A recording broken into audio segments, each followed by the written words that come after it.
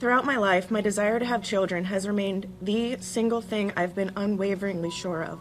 These three breast cancer survivors sharing their dreams of motherhood. I've always felt that having a child was something that God instilled in me years ago.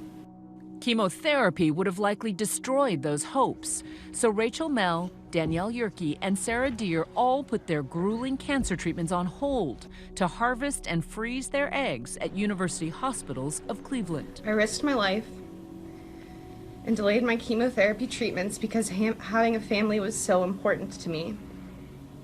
But now those dreams of one day becoming biological mothers essentially gone. Rachel, Sarah, and Danielle's eggs were compromised as a result of a malfunction in the hospital's nitrogen storage tank. And today I'm in Cleveland, Ohio, to announce lawsuits on behalf of 3 women and who have suffered a devastating loss because of the failure of others to protect the women's eggs, which had been entrusted to them. They are just 3 of nearly 1,000 families affected by the hospital's freezer breakdown. Because of the carelessness of university hospitals, I have now lost all hopes of ever having biological children. In response to the press conference, University Hospitals told ABC News, "We watched 3 women share their stories of the loss they suffered. We are profoundly sorry for their loss and are committed to helping make sure this never happens again anywhere." Making the choice to have my eggs frozen felt empowering. It offered a light at the end of a very dark tunnel.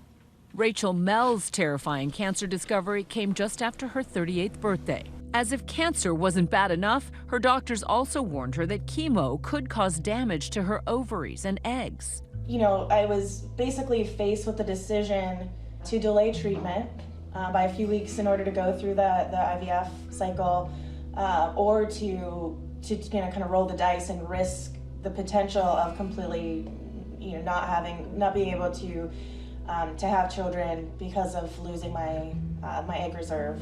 She says her dreams of having children began slipping away. It's hard to put into words something that I feel so deeply. I just have always felt it in my heart and just known so surely that I wanted to be a mother. So she decides to freeze her eggs. A doctor in Pittsburgh, where she lives, recommended University Hospitals in Cleveland.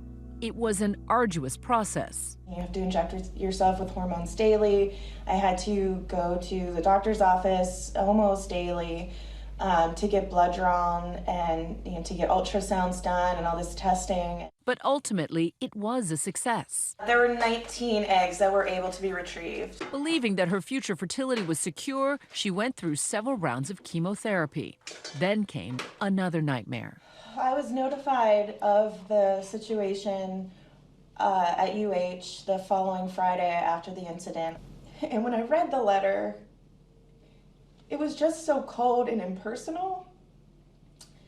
And it really felt like I'd been just punched. Devastating news of that malfunction. The story made national headlines. Heartbreak growing for so many couples. 2 fertility clinic failures. Outrageous mishap. Growing calls for tighter regulation.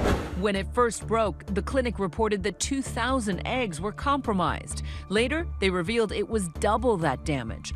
4,000 eggs and embryos potentially lost. There were more eggs and embryos affected than first estimated, and it's unlikely that any are viable. What was your reaction when you heard about this failure? My first thought went to the women and their spouses and partners and those families who were hoping and planning that these were going to be future children. My second thought went to the doctors and nurses and staff. It's a personal tragedy for them as well. The eggs and embryos were stored in a high-tech tank filled with liquid nitrogen. Sensors should have been monitoring the temperature, automatically refilling the liquid nitrogen as needed, an alarm sounding if the temperature rose. But in a letter, the hospital told patients the autofill wasn't working and that they were filling the tank manually, and that alarm that was supposed to alert if something was wrong was off. They had entrusted those eggs to university hospitals for safekeeping. Unfortunately, their trust was betrayed. The question becomes, why was there technological failure? Was it something that could have been prevented or avoided? If the answer is yes, they've got potential legal problems on their hands.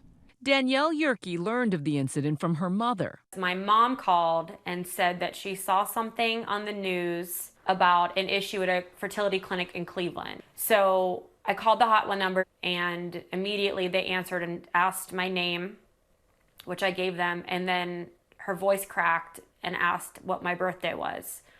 So I gave her my birthday, and she said that my eggs were compromised. I hung up on her and was screaming and crying on the kitchen floor, like in shock. It was horrifying news for the single 37-year-old who had been diagnosed with stage 3 breast cancer 3 years earlier. She too was told she needed to undergo life-saving chemotherapy. They told me that I would pretty much definitely lose my fertility. I told my doctor that that wasn't an option because I couldn't be here without having a child.